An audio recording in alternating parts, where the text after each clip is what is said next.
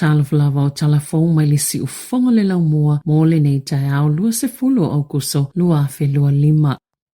Ua pāsia le whaitonga whaatolo le tōla whono e Suieli 3 Waters. Po le pūlenga mo le waingo swa vaia le atunu u i le local water done well. Na matua whaitoina le whaipule le Labour Megan Woods le suinga le tōla whono. Ona o le atoi whaatieti e ai pulenga nu umale au tutongi la whonga. Tūlanga ma ale ale o le tūtau tupe. Mai e whaitoina fo i le talia le malo i le 3 Waters. Ua lea i se avano mo whainga whaai unga pulenga whaalo toi whale. Sama whai ona mawai fuafuanga le whainga malo ua mawai atu. O ia fo i swinga o le asi iti ai tau e tutongi a inga. Na lango atu i ai tangi uti kere. Le so upo le leipa mo whainga malo la iti e whaapea. E le lava le lango tau tupe mo ia pulenga nuu. Mo swinga ia nau le malo e whaatau nuu. Na whaitioina fo i Maria Mino kapa kingi o le vanga whaupwhaia Māori le whainga malo ona o le whaatuatua nai malilea mana i o le matawhaioia Māori i le whaasoanga au nanga o le sua vai.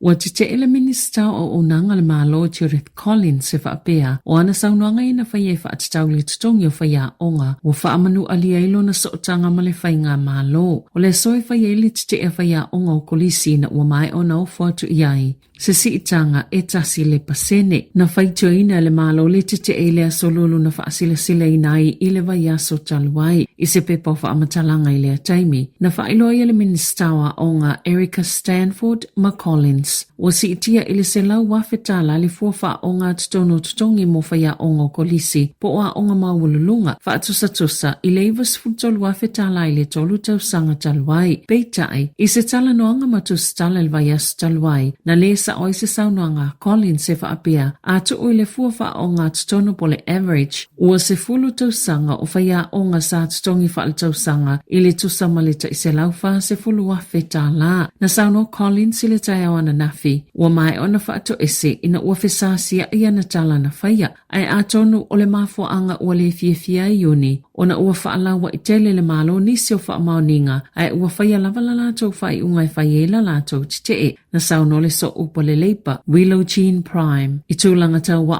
onga, o le tasi pasene na o whato le malo i whaia onga, e leo se siitanga, ai ua whaaititia ai tutongi.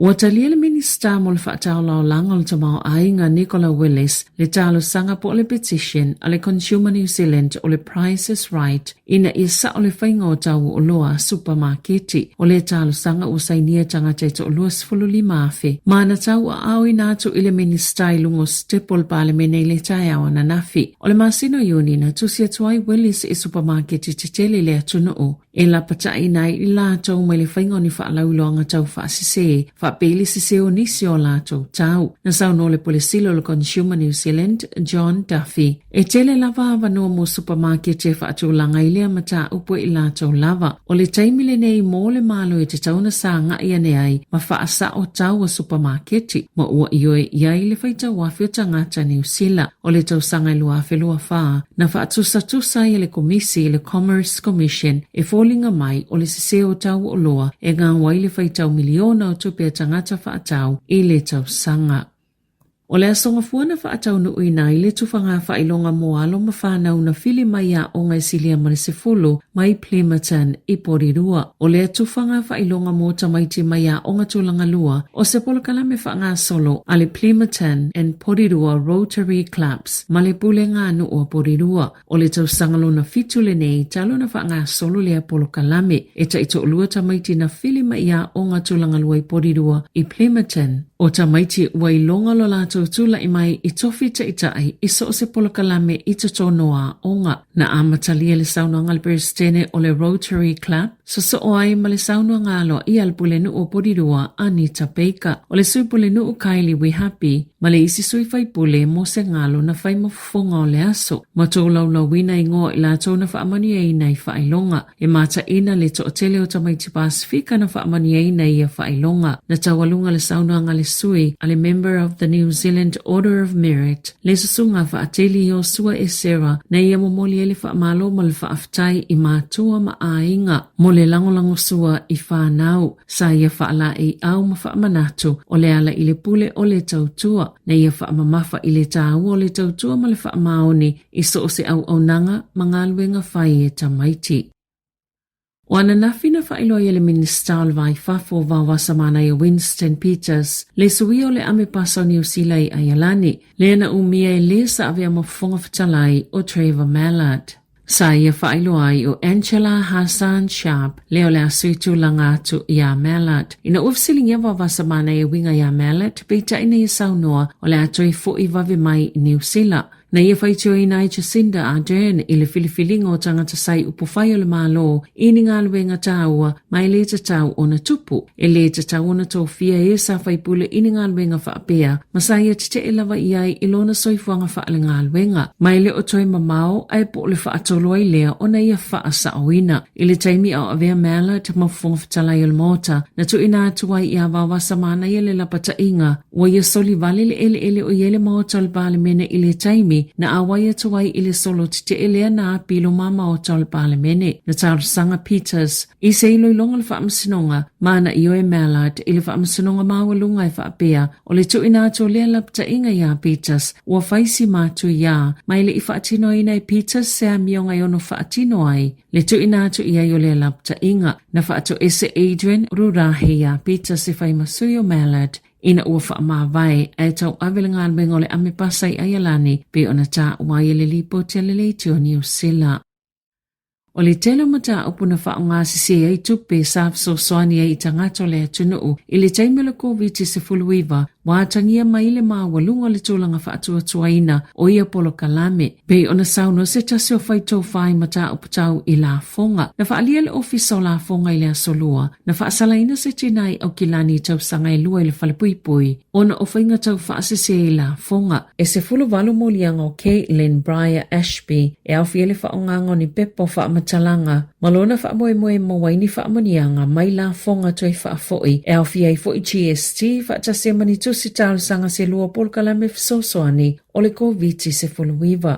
E tolu ni teo ngā tupena amata Ashby, whaongaini ngua pepelo, mai e whaatumuina pepelo fo ini pepa o la fonga moni tangata ese, se to o se fulo ma le wha, e lata ile tolu se fulo fitua whetalana tutongi, I ana teo ngā tupe mai polo kalame o le COVID, o le amatanga o le masina nei, na whaalia ilo ofisa o la fonga, e to o se fulo wha tangata no lato moliaina, ma whaasalaina na tā ofo I le MSD o lātou su engana mawhaina whaasalaina na to o whaasfulu ono o tangata ai to o whaasfulu iwa o lo o whaangasolo pia lātou ma tā upo le whaamasinonga. O le amatanga o le masina nei na whaasalaina ai I le lata I le fitu tau sanga le whale pui. Se tau situsi, ona o se whainga tau whaase tasi te se mo le fitu miliona tā la o tupe fesosoani mo le COVID.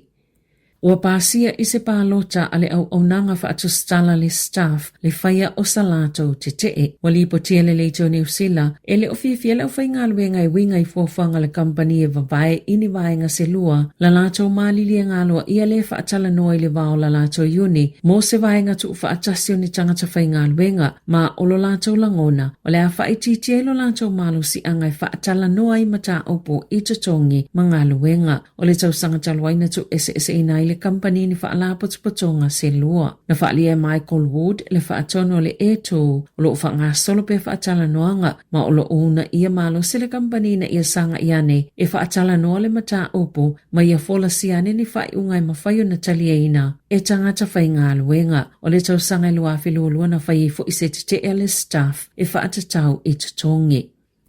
O ana nafina whaasilsila ai le ministawa o ngā Erica Stanford, le fuafuanga fōa le mālo mo le tustusi, ina ia mwhaiona ausia tamaiti se tūlanga māwalunga, masili atu ai fōi ona le lei se tūlanga ausia tamaiti New Zealand, po le tūlanga manuia o la tōlu manai, o ana nafi fōi, le ana whaalaulo I se whaasilsila ngai whaatatau se sā ilinga fō, na whaailo ai, e na o le kuatau tamaiti le whai unga le intermediate school, ia na tustusi ma whaatino le mta upol numero le tausanga sangatalwai, sa mawhena au sia se maolunga sa whaatulanga ina, ini kuri kalama fau, ia na fola sia le tau sanga nei. Sa su ina ia kuri kalama ta maiti iwa senga tolu, ono ma le valu le tau sangatalwai, ma ole aso lua lea na whaalauilo ai whaai unga, na ole lua pasene o ta maiti le tau sanga tolu 30% o ta maiti le tau sanga ono, ma le 2% o ta maiti iwa senga valu.